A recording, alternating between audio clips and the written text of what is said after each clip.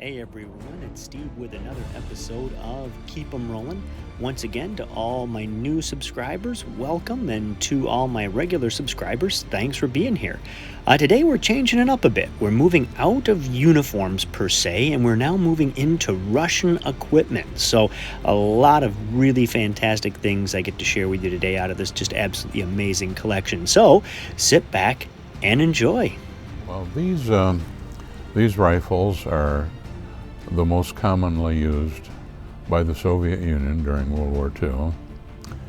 And the first rifle we have is the model 1895 Nagant rifle, Moise Nagant.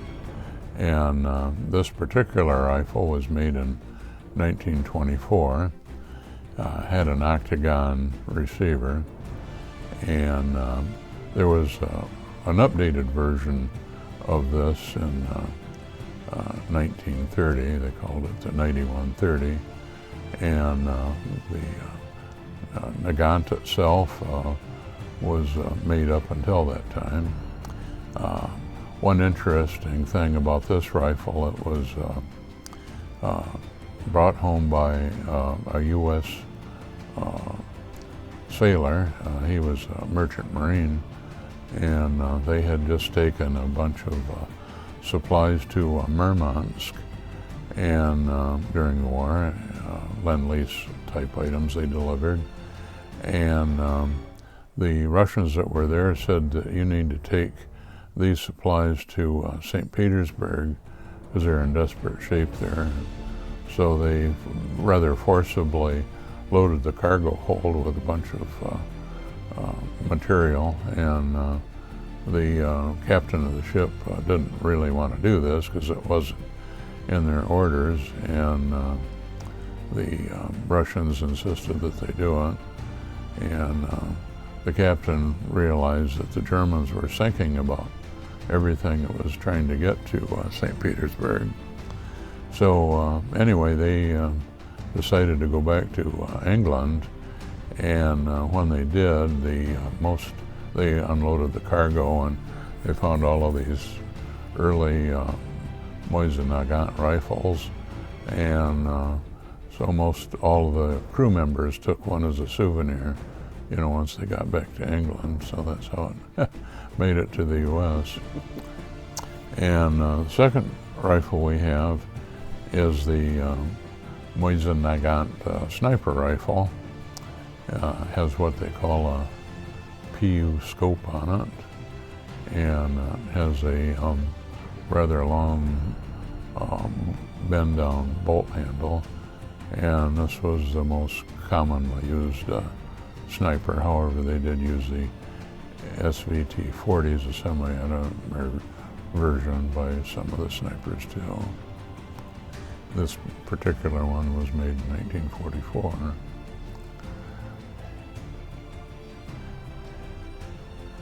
And in front of that we have the SVT-40 Tokarev rifle. It was a semi-automatic rifle with a 10-shot box magazine, and they were pretty nice, pretty good gun. They were a little fragile, and you could use them if in rough circumstances during cold weather, the bolt froze up. You could still operate it by hand by racking the cartridge into it and out if it wouldn't operate because it was frozen up. And it was kind of interesting that when the war first started, the Germans were kind of surprised to see this semi-automatic rifle, being used by the Russians, because, they were always taught that the rugged Russians were subhuman and had no useful mentality, and they were just useless eaters. And so anyway, the Germans got a hold of these rifles and realizing that, gee, they said, this is a pretty neat piece of machinery. But the German soldiers were instructed that you cannot take a picture of an SVT-40 or send it home? Or can you discuss, how this amazing rifle was, manufactured by the Russian subhumans? And it was, completely forbidden to mention them in letters, letters home, that, gee, they aren't as dumb as we thought they were. And in front of that, we have the Mosin-Nagant Model 44, and this is a carbine version of the Mosin-Nagant 9130. And what was different about the M44, it's fitted with a permanent folding bayonet on the side of it. Okay, we have a Soviet sword called a shashka, and these were made through the end of the war. They were carried by Soviet mounted troops, Soviet cavalry, and they had a relatively high use during the war. The advantage of the Russian cavalry is they could operate in extremely cold weather. There's been various attacks that occurred by Soviet cavalry, when it was 50 below zero, in attacking a German position when it was that cold. There wasn't much the Germans could do about it other than just be victims of, the swords. And of course, the swords would operate in that kind of weather as to where a lot of firearms couldn't. Yeah. Wow. And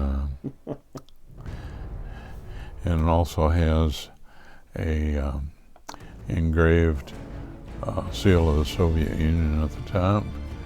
And during the war, many times this would be left blank, or it might be simplified by having a star, but not an elaborate engraving. This particular sword was made in 1939, and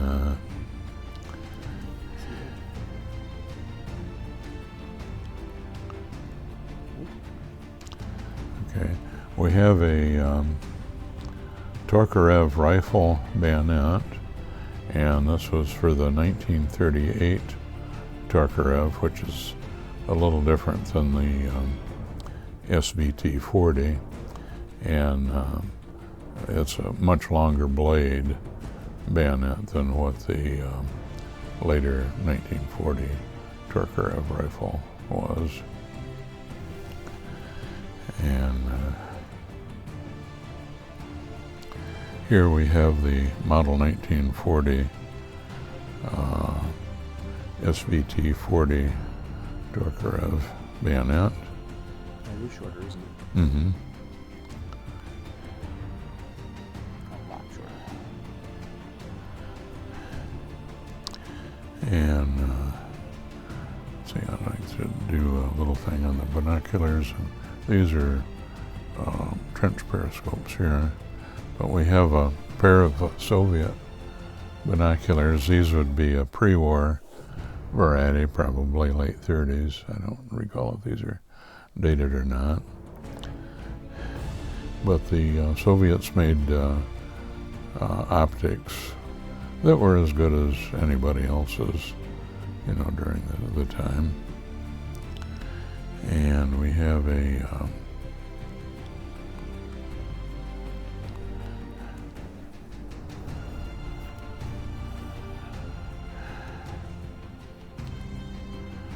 trench periscope.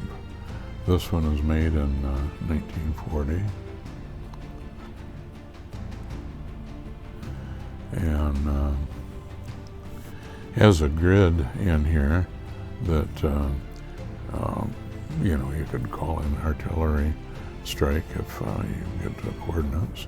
And also it had a sliding tube that you could open this up, and there would be your your porthole so you could see through it. And if you weren't using it to protect the glass from dirt and whatever, you just gave it a turn and that covered that up. That's cool. And this one, they had a hard case for it, and it was very well protected in there with a shoulder harness. And then the later ones were more simplified. It was just a canvas case, and this is a one that was made in 1944. Pretty much a little more simplified, the sighting device, and wasn't quite as elaborate as the earlier ones. And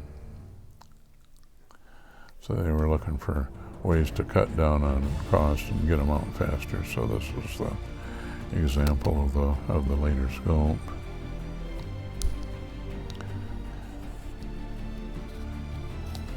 With the instructions, it looks like. I think this is a maintenance thing. I forgot.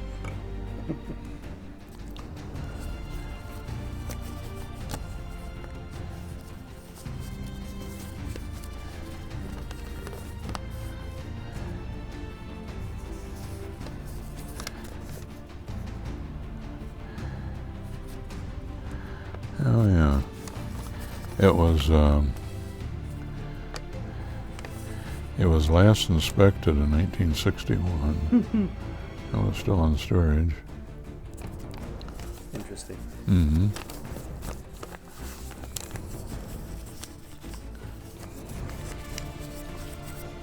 Thought it said made in Germany.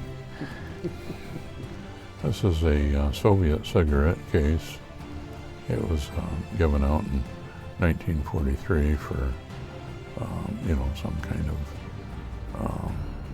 bravery in combat. But cigarette cases, especially engraved ones, were a very important thing to the Russians, and they were, proudly used them and presented them. Wow.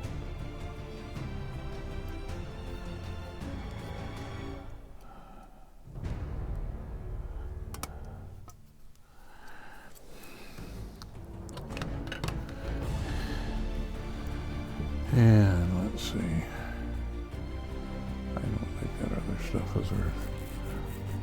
Yeah, maybe a little bit. There's the gas mask. That's a traditional Soviet gas mask of the World War II era. It had a filter that was held in a bag, at the time that it was in use. And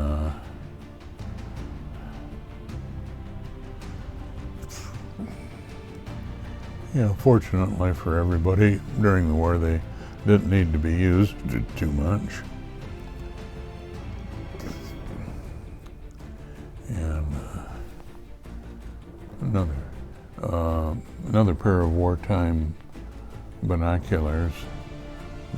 Notice the case is canvas material and leather. They kind of cheapen the quality a little bit rather than having all leather cases during the war.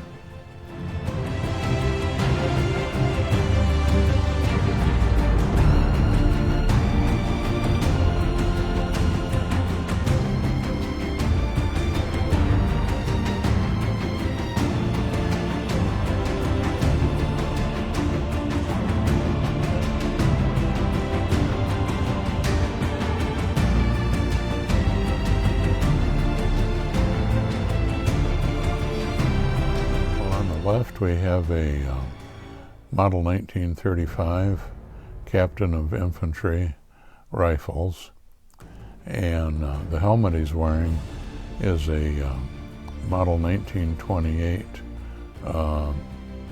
variety of the, it was actually a French invention. It came out in World War I. The Imperial government bought a lot of them, but this one is a Soviet updated one. It has a deeper crown than the earlier French helmets did. And this was worn up until 1935 when the Russians adopted a helmet of their own. There was a few others that were in use that were Soviet made, but they were just issued in very small numbers. So this is one of the ones that were, still heavily produced by the Russians during that time period. And to the right, we have a Lieutenant. That's a model 1941 Gimnastorka, and he had subdued collar tabs with subdued rank insignia. And the helmet he's wearing is a model 1940 helmet, of which the Soviets adopted at that time. It has high rivets on the outside of it, and that is a notable feature about that particular helmet.